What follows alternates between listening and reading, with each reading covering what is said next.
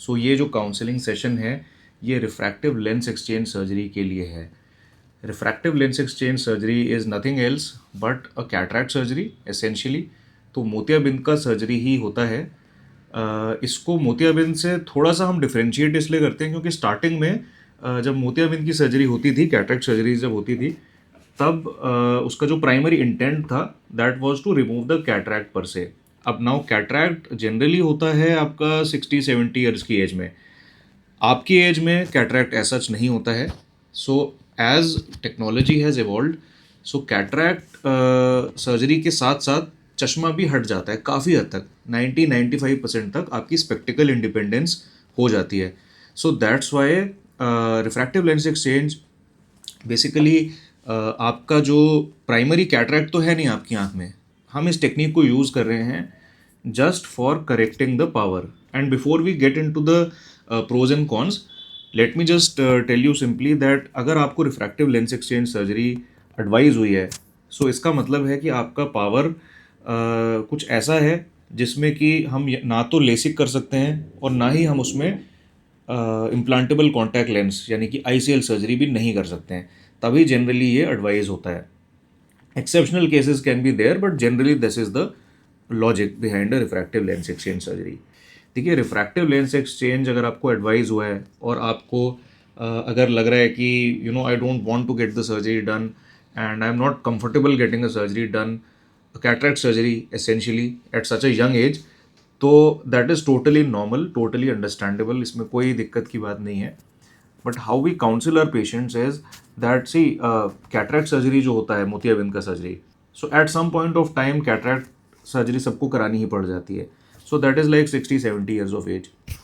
Now the question is कि 60-70 years की as पे हम जब कैटरैक्ट सर्जरी कराएंगे सो ऑब्वियसली हमारा रिफ्रैक्टिव करेक्शन भी हो जाएगा, हमारा चश्मे का जो डिपेंडेंस है अभी वो भी काफ़ी हद तक कम हो जाएगी।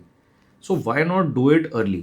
Because it's not a matter of if we want to get a refractive lens exchange, it is a question of when we want to get a refractive lens exchange surgery, in other words, cataract surgery. So that way you can plan your procedure and also you can train your mind कि why am I getting it done? Because sometimes आपको क्या होगा कि ख्याल आएगा कि why am I getting this kind of surgery done at such an early age? कई बार क्या होता है घर में कोई जो एल्डर्स होते हैं they will tell you, they will ask you कि भाई आपको अभी से मोतियाबिंद सर्जरी कराने की ज़रूरत क्यों पड़ गई। So that is like a mental shock to you. So उसका सिंपली रीज़न ये है क्योंकि nobody expects you to undergo a cataract surgery at such a young age. So that is number one. Secondly, if somebody asks you कि आपने कौन सा surgery कराया है, if you tell it cataract then there will be so many follow up questions on that कि आपको ना just giving the answer will be such a difficult job. So इसीलिए हमने उसका नाम जो है चेंज कर दिया रिफ्रैक्टिव लेंस एक्सचेंज। इसके देखिए प्रोज में सबसे अच्छा प्रो तो यही है कि जो जिस पेशेंट में कुछ भी नहीं हो सकता, अगर हम लेसेक, ICL या हम किसी भी और तरीके का रिफ्रैक्टिव करेक्शन नहीं कर सकते तो उन पेशेंट्स में ही ये किया जाता है। So it is like a surgery which can be done in almost any individual with a good cornea and a good healthy retina and macula, इसमें किया जा सकता है। अब बात करेंगे कॉन्स की। सो कॉन में जो सबसे इम्पॉर्टेंट कॉन है वो तो ये है, देखिए आप अपना नेचुरल लेंस लूज कर रहे हैं। So whatever you are born with doesn't matter if the power of the internal lens is right और रॉन्ग, है ना। आँख के अंदर का लेंस करेक्ट हो या गलत हो हमें फ़र्क नहीं पड़ता इस बात से, but that is your natural original thing and you are going to let it go. तो जब आप उस लेंस को जाने देते हैं तो again it's a mental shock. तो यू फील दैट कि मेरा जो ओरिजिनल लेंस था वो तो चला गया। कई बार पेशेंट्स ये भी पूछते हैं हमसे। सो देखिए, in very very true sense that is absolutely right, कोई इसमें गलत थॉट नहीं है, but there is a counter argument to that as well. So original तो था वो वाला lens, but it is not functioning properly, वो ढंग से काम भी तो नहीं कर रहा था। सो अगर आपने उसको लेट गो किया भी है so it is still not that bad a thing. अगर हम artificial, so there are two options, like there is an original lens which is not working properly and there is an artificial lens which is working properly. So with that argument you can understand कि चलो ठीक है भाई, मेरा original lens चला गया but artificial lens जो है वो ढंग से काम कर रहा है. So that is number one. Second point is that जो आर्टिफिशियल लेंसेज हैं, so no matter how good the lenses are these days, हम उसको बिल्कुल नेचुरल जो ओरिजिनल एक इमेट्रोपिक पर्सन जिसकी आंख बिल्कुल 100% हेल्दी है, जिसकी आंख में कोई नंबर नहीं है, हम वहाँ तक उसको नहीं लेके जा सकते. So that is just impossible for us to manufacture, because that is like a god given thing. Somebody if has 6x6 vision, पूरा 100% विजन है नेचुरली, सो हम वहाँ तक तो देखो कभी नहीं जा सकते. It's just not possible. So what we do is we try to do the closest possible match of that kind of lens. So that is the second point. Now एक चीज़ और है इसमें यहाँ पे समझने वाली कि रिफ्रैक्टिव लेंस एक्सचेंज क्योंकि एक कैटरेक्ट सर्जरी है और एक इंट्राओक्यूलर सर्जरी है, सो उसके साथ कैटरेक्ट सर्जरी के साथ जो भी कॉम्प्लिकेशंस, एक इनहेरेंट जो रिस्क होते हैं वो सारे इसके साथ भी एसोसिएटेड होंगे. Complication generally refractive lens exchange में बहुत ही कम होता है, because the lenses are very soft. आपके आँख के अंदर का जो ओरिजिनल लेंस है ना, दैट इज़ वेरी सॉफ्ट. उसको निकालने में बहुत एनर्जी लगती नहीं है. Procedure it self will be not more than 5 to 7 minutes. Surgical complication I would say it will be almost zero. Absolute zero तो कुछ नहीं होता है, but it will be almost zero, because हमारे जो टेक्निक्स हैं, हमारे जो इक्विपमेंट है, हमारी जो ट्रेनिंग है, हमारे जो ओटी का सेटअप है, उसके अंदर किसी तरीके का कॉम्प्लिकेशन एज सच हम एक्सपेक्ट नहीं करते हैं. इवन एनेस्थेटिस्ट भी हमारे जो होते हैं, दे आर ऑल इक्विप्ड कि even in the case worst case scenario कि you get some heart related issue, even that also we can sort out. So that is also taken care of. Now only thing is the infection, जिसका हम तो care करते ही हैं. Even the water inside the eye which we use, that is sourced only from one single company, that is Alcon. US से ही import होता है वो पानी, and all the equipment is extremely sterilized. So hygiene is not a problem inside the OT, but बाहर OT के बाद जाने के बाद you have to maintain proper cleanliness for at least 2 days, at least 2 days. बाकी एक हफ्ते के लिए हमारा स्टाफ आपको बताएगा, बट एटलीस्ट 2 days के लिए बहुत अच्छे से सफाई आपने रखनी है. सो इन्फेक्शन इससे टैकल हो जाता है. जनरली रिफ्रैक्टिव लेंस एक्सचेंज वाले पेशेंट्स जो होते हैं, they are knowledgeable and they have that much interest to know what they are undergoing, and they also take care properly. So I am assuming कि you will also take care of your eyes. अब एक चीज़ बचती है retinal detachment. Retinal detachment इसलिए मैं बोल रहा हूँ क्योंकि refractive lens exchange generally high powers पे किया जाता है, और रेटिना के अंदर जब आपकी आंखों में ज़्यादा नंबर होता है, हाई पावर्स होती हैं, तब रेटिना के अंदर ना कुछ कुछ चेंजेस आ जाते हैं, डीजेनरेटिव चेंजेस होते हैं, जो कि हो सकता है उस टाइम पे अपेरेंट ना हो, बाद में अपेरेंट हो जाए, baby few years down the line, 5 साल 10 साल 15 साल 20 साल. सो अगर रेटिनल डिटैचमेंट होता है, और which is basically the most worse condition, so retinal detachment से हमें डरना नहीं है. रेटिनल डिटैचमेंट की हम प्लानिंग करते हैं. In the rarest of the rarest event, even if it does happen, so you will have to come to us, या अपने नियरेस्ट जो भी रेटिना वाले डॉक्टर साहब हैं उनको आपको जाके इमीडिएटली दिखाना होता है.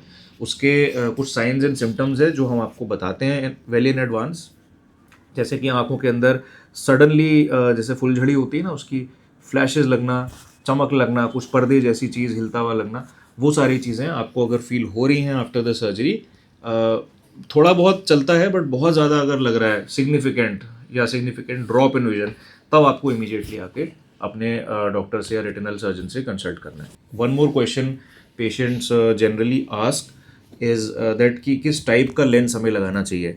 सो देखिए, वो एंटायरली आपके ऊपर डिपेंड करेगा, आपके सर्जन के ऊपर डिपेंड करेगा, आपकी आई के ऊपर डिपेंड करेगा, आपके बजट के ऊपर डिपेंड करेगा कि किस टाइप का लेंस हम चाहते हैं, and what kind of optics do we want eventually from our lens. So generally speaking young लोगों में ना हम लोग EDOF lenses बहुत ज़्यादा यूज़ करते हैं. EDOF lenses are extended depth of focus lens, because artificial lenses के अंदर प्राइमरीली जो विजन करेक्शन होता है वो दैट इज़ फॉर डिस्टेंस. हम उसको सेट कर सकते हैं आइदर फॉर डिस्टेंस और फॉर इंटरमीडिएट और फॉर द नियर विजन. जो EDOF lenses है ना, they give you like best of all the worlds. तो विजुअल क्वालिटी एक प्योरली मोनोफोकल से थोड़ा सा 2% कम ज़रूर होगी, बट आपकी जो फंक्शनैलिटी है दैट इंक्रीजेज ड्रास्टिकली.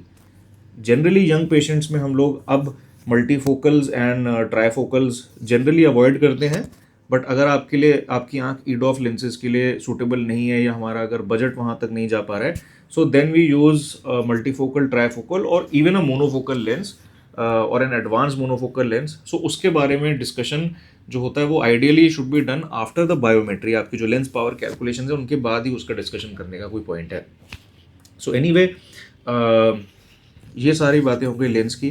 फिर एक क्वेश्चन पेशेंट्स पूछते हैं कि सर लेंस इम्प्लांट करने के बाद कब तक वो आँख के अंदर रहेगा और कब तक की उसकी वैलिडिटी है या लाइफ टाइम उसका कब तक होता है। सो देखिए, सिंपली पुट, जो लेंस हम यूज़ करते हैं आपकी आइज़ के अंदर, they are meant to be use for a lifetime, वो सारी ज़िंदगी काम करेंगे। सो लेंस का decision is the most important decision. Secondly, lens alone is not going to give you the final result. So that is one more thing जो आपको समझना है कि भाई देखो, lens it's we are not purchasing a lens, है ना, हम कोई लेंस खरीदने नहीं आए हैं यहाँ पे एज सच, हम एक प्रोसीजर कराने आए हैं। So now let me put it this way, the best of the best lenses, the most expensive of the most expensive lenses, in the hands of a relatively inexperienced surgeon or somebody who is not understanding your visual needs, है ना। हमारी अगर ज़रूरत आप नहीं समझ पा रहा सर्जन, या आपको अपनी ज़रूरत एक्सप्लेन नहीं कर रहे हैं, तो वो लेंस भी आपके लिए हो सकता है सूटेबल ना हो, even if you have spent a lot of money, है ना। डजेंट मैटर कि आपने लाखों रुपए खर्च कर दिए, उसके बाद भी आपको रिजल्ट नहीं मिला। सो अपनी विजुअल एक्सपेक्टेशंस अपने सर्जन को ज़रूर बताइए, so that he can sort of choose the best lens for you. Other thing is the equipment. So in our setup, we use the top-notch equipment. We have Centurion, the Alcon machine, which is the most latest machine for the procedures. Calculations के लिए we use a couple of standard machines like IOL Master 700. We use topolizers. We use Pentacam. So these are all the very very top-notch machines. So calculation generally is not an issue. Now coming over to the cost, again, so this is also a very important aspect because these surgeries are not cheap. काफ़ी महंगी expensive surgeries हो जाती हैं refractive lens exchange में। आई personally feel कि see, if you are doing a refractive lens exchange, so we are generally assuming कि आपकी as जो है ना वो सॉर्ट ऑफ 25 से लेके 45-50 तक है। सो हमारे पास एक बहुत लंबा लाइफ स्पैन है। सो ऐसे केस में जनरली ना cost is the last thing that we see, simply because this is like an investment. आप ये खर्चा नहीं कर रहे हैं, you are sort of investing in your eyes. So make that decision keeping in mind that आप हमें दोनों आइज करानी है operate eventually, right. So whatever the lens you choose, the whatever the lens, the model, the size and what ever it is, so it will be for both eyes, so cost will double. Other thing is the insurances and TPAs, उसके बारे में हमारा TPA department आपसे detail में बात करेगा। RLE surgery, refractive lens exchange surgery को हम सीएलई भी कह देते हैं, आरएलई भी कह देते हैं। So these are generally not entirely covered, in some cases they might be covered completely, but in other cases it might be covered like 30-40%, 50% by the insurance. बाकी rest of the amount you pay, because obviously we are going in for a premium lens. We are not going कि हम बिल्कुल ही जो standard lenses हम generally use नहीं करते हैं ना। सो ये सारे पॉइंट्स कुछ हैं, और इसके अलावा भी अगर आपको कोई डाउट्स हैं, क्वेश्चंस हैं, so you can just think about it and then you can ask me और my team. We will be happy to help you out, and I think this counseling session has made you slightly more comfortable for the procedure, and you can just contact me or my team anytime if you want to explore the idea of refractive lens exchange for you or yourself or anybody in your family. Thank you.